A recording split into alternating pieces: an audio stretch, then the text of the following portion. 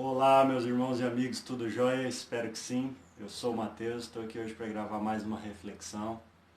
E essa reflexão nasceu de um vídeo que eu assisti do Douglas Gonçalves, em uma madrugada em que eu acordei e refleti algumas coisas com Deus, e um tempo devocional de meditação da palavra, em que eu estava lendo sobre o texto do jovem rico. E é em cima desse texto, desse trecho, nós vamos refletir e pensar juntos sobre o que Deus pode falar ao nosso coração. Ele está no Evangelho de Mateus, capítulo 19, a partir do verso 16. Vamos ler juntos. Eis que alguém, aproximando-se de Jesus, lhe perguntou: Mestre, que farei de bom para alcançar a vida eterna? Jesus respondeu: Por que você me pergunta a respeito do que é bom? Bom só existe um. Mas se você quer entrar na vida, guarde os mandamentos. E ele perguntou: Quais? Jesus respondeu: Não mate, não cometa adultério, não furte, não dê falso testemunho. Honre seu pai e sua mãe, e o seu próximo como você ama a si mesmo. E o jovem disse: Tudo isso tenho observado. O que me falta ainda? E Jesus respondeu: Se você quer ser perfeito, vai, vendo seus bens, dê o dinheiro aos pobres e você terá um tesouro nos céus. Depois venha e siga-me. Mas o jovem, ouvindo esta palavra, retirou-se triste, porque era dono de muitas propriedades. Esse texto é bem conhecido sobre o jovem rico, em que vai questionar Jesus sobre a vida eterna. Na verdade, o que eu vejo nesse texto é que esse jovem, assim muitas vezes como nós, chegou até Jesus querendo fazer uma pergunta, mas achando que já sabia a resposta. Ele chegou para Jesus perguntando sobre a vida eterna, mas como quem achava que já sabia sobre a vida eterna. Tipo, ele sabia que Jesus falaria para ele: guarde os mandamentos. E ele falou: isso eu tenho feito. Mas na verdade o conceito dele de vida eterna estava equivocado, pois ele achava que por conta do que ele fazia, ele merecia a vida eterna. E Jesus veio demonstrar para ele que isso não é possível. Na verdade, o que Jesus disse para ele quando ele disse: tudo isso eu faço, ou seja, eu mereço a vida eterna, Jesus disse: só existe um que merece, só existe um que é bom, só existe um que é santo, que é perfeito, e é Deus.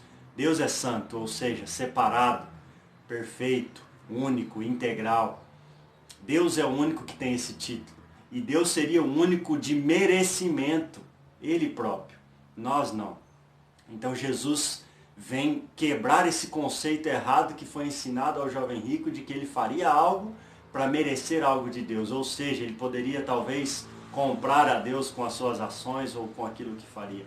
Até nessa versão na NVT, é muito legal que ela diz isso, né? No versículo 16 diz assim: um homem veio a Jesus com a seguinte pergunta: Mestre, que boas ações devo fazer para obter a vida eterna? E Jesus demonstra para ele que nenhuma boa ação é o suficiente para que possamos demonstrar bondade a Deus, sendo que a bondade está somente em Deus. Somente Deus é bom. Somente Deus é misericordioso.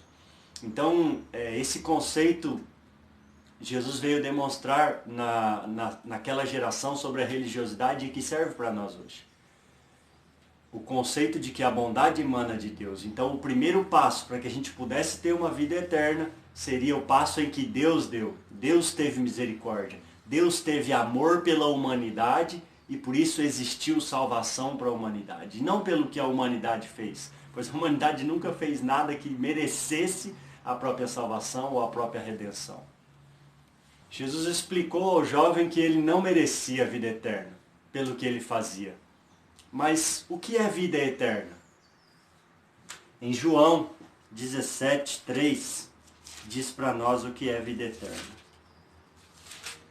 João, capítulo 17, versículo 3 diz: E a vida eterna é isto: conhecer a ti, ó único Deus e verdadeiro, e a Jesus Cristo, a quem enviaste ao mundo. Isso é a vida eterna, conhecer o Senhor Jesus.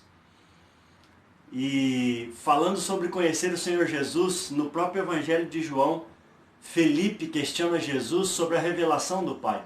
Queremos conhecer a vida eterna e isso às vezes não basta e o nosso coração anseia por mais, mas além da vida eterna, quem é Deus? E Jesus diz a Felipe quem é Deus, quem é o Pai. Em João 14:8 diz assim: Felipe disse: Senhor, mostra-nos o Pai e ficaremos satisfeitos. E Jesus respondeu: Felipe, estive com vocês todo esse tempo e você ainda não sabe quem eu sou? Quem me vê, vê o Pai. Então por que me pede para mostrar o Pai? Quem não crê que eu estou no Pai e o Pai está em mim, as palavras que eu digo não são minhas, mas de meu Pai, que permanece em mim e realiza as suas obras por meu intermédio. Ou seja, o Filho é a imagem exata do Pai, é a expressão exata de quem o Pai é. Quando conhecemos o Filho, conhecemos o Pai. Quando conhecemos o Filho, conhecemos a vida eterna e vivemos a vida eterna vivendo com o Filho. O Filho é a revelação do Pai. Conhecer o Filho é conhecer a vida eterna. O próprio Filho é o reflexo de Deus Pai. E Jesus responde ao jovem que não existe perfeição fora de Deus. Não existe obra o suficiente boa para que seja merecido algo de bom vindo de Deus para o ser humano. Então Jesus continua falando com o jovem rico, demonstrando a ele que não existia uma opção a não ser do próprio Deus derramando sobre as nossas vidas para que a gente vivesse a vida eterna e não por algo que a gente fizesse e isso fosse merecido. Concluindo, somente Deus é bom. Nós não merecemos algo vindo de Deus. Porém, Jesus demonstra para nós que a partir do primeiro passo de Deus, de ter vindo até nós com misericórdia e amor, nós também podemos dar um passo. O mesmo passo que o próprio Jesus, sendo Deus, abandonou toda a sua glória, deixou todo o que estava diante dele no céu e desceu até a terra, largando tudo para que pudesse oferecer a sua vida pelo nosso resgate. E ele diz que esse também é um passo que devemos fazer. Abandonar todos esses conceitos errados. Abandonar aquilo que nós achamos que podemos fazer ou controlar ou sermos deuses das nossas próprias vidas. Abandonando isso, deixando tudo aquilo que nos prende, que nos atrapalha no nosso coração e entendendo que só existe um que pode reinar dentro de nós, que é Deus, por meio do teu Espírito, conduzindo a nossa vida a uma vida eterna verdadeira. Então, que a gente sempre se lembre que nós, pelo que fazemos, nunca iremos merecer a bondade de Deus.